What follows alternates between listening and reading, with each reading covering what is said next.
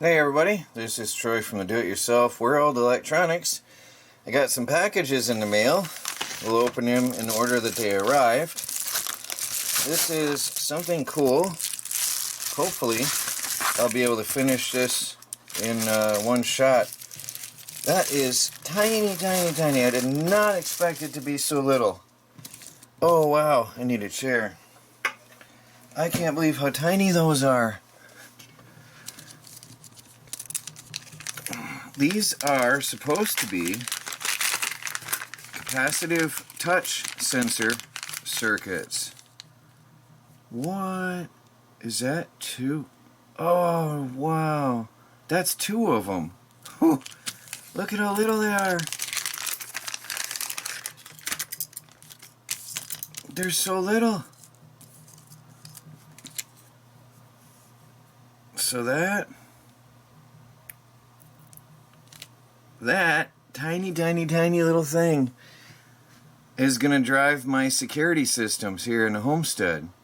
This tiny little thing has an all-in-one capacitive touch sensor circuit on there. That little 6-pin chip has a whole lot of stuff packed in that tiny little device.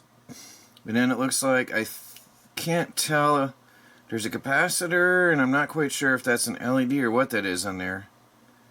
It's so tiny. But we've got the touch sensor on this side, and my idea is to run it to a wire on the fence line and have these little circuits protecting us on the property. So there's that. Real quick though, while I'm still on this, the idea is to, instead of using that touchpad on the back, it'll be interesting to experiment with it as is first. Wow, that one's broke. Uh-oh. That one's broke. I'll have to let them know. But instead of using the pad on the back, I want to see if I can modify this and hook it up to a wire. And there's 4 little pads on there, solder pads, that you can put solder on to adjust how that works, which is pretty cool. And then we got here another package.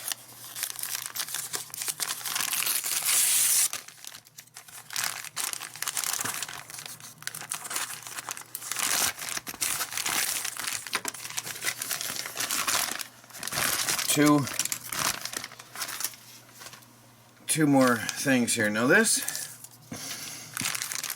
these are going to be helpful because the touch pads are momentary devices, momentary contact, and I'm going to need a time delay on my alarms.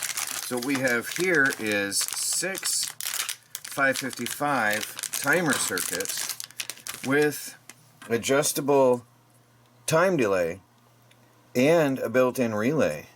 So, and of course, simple screw-in connections. I mean, you can't get better than that.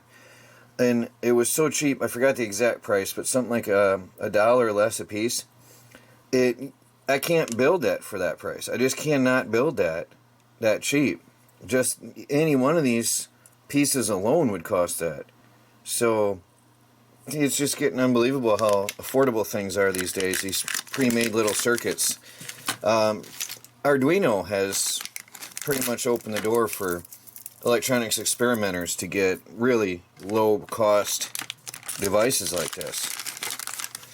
And then another cool thing here, which is going to be part of the overall package, the overall alarm system. I hope that these are okay. Again, they're all stuck together. So these are tiny little, hopefully I can get them to separate without breaking anything. I don't like that they don't separate them in the factory. These are little USB charging circuits for an 18650 battery. Again, mega cheap. There's no way I could build that for the price that you'd pay for like $1 less a piece. It's insane. What do I got? 10 of them. So this is going to be my 18650 charger for my alarm circuit. So basically I'm going to have a charger to a battery to the alarm and a relay as a latch, and then something else I did not talk about or open on video. Let me dig them out. I got these a week or two ago and just set them aside. There's a whole pack of alarms. Now these alarms have a high voltage range. I forgot 3 to 6, 9 or 12 volts. Does it say on there? 3 to 24 volts. That's insane.